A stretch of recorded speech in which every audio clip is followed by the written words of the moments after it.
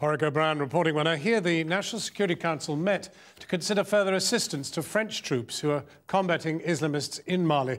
But again, the government ruled out deploying British troops on the ground. Our international editor, Lindsey Hilsum, is in the central Malian town of Djenné.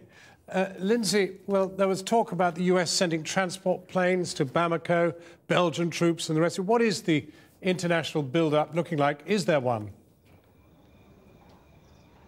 Yes, I think that there is something of a build-up, and I think that that's partly because of what happened in Algeria. People realise that what's going on in Mali is entirely linked to Algeria. The jihadis cross the border, they are in both countries. So you've got Belgium, Denmark, Canada and Britain, and now today, for the first time, America providing transport. There have now been 5 sorties of American C-17s. But what is very noticeable is that although there are some American personnel on the ground at the airport in Bamako, it's a mechanised French infantry unit that they're bringing in. There's going to be about 30 American sorties initially, and they're going to help build up the French troop presence, possibly to 3,000 and beyond. But that's what's significant. The Western countries are not going to put their own troops here. They just don't want to do that after Iraq, after Afghanistan.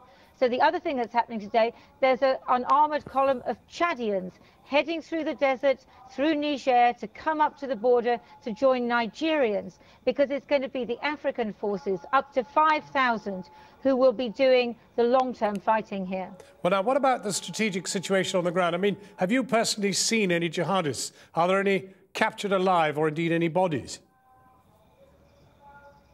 John, I'm not hoping to see any jihadists, because if I did see any jihadists, they probably wouldn't be very pleased to see me. And luckily, I'm not in an area where there are supposed to be any at the moment. But what is happening is that the French are doing reasonably well at the moment. They've taken the town of Douentza, that's about 300 kilometres from here. They are there tonight. But of course, we all know airstrikes work, they melt away, then they come back. And it's going to be this long guerrilla war with the French troops and up to 5,000 African troops that I think we're going to see evolve over the next months, maybe even years. Lindsey Hilsum in Mali. Well, following the events in Algeria and Mali, Labour has called on the government to reconsider its army cuts, claiming the North African countries weren't even considered in the Strategic Defence Review. Well, more than 5,000 soldiers are facing redundancy in the third tranche of defence cuts announced today. The MOD said that the cuts are necessary to meet its spending deficit, promising to seek voluntary redundancies.